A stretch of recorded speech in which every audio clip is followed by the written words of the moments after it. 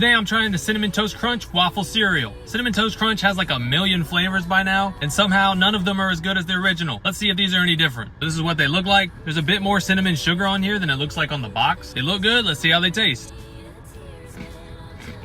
Cinnamon Toast Crunch, we got a problem. I thought with it being waffle cereal that it would taste a bit different. Give me some maple flavoring or something to set them apart. But nah, these are just cinnamon and sugar. And they're still not as good as the original. They're not bad, I'm just disappointed. And with that disappointment in mind, I can only give these like a 6 out of 10. Y'all let me know if you tried these and what you think about them. Let me know if I should try them with milk, because sometimes that does make a difference.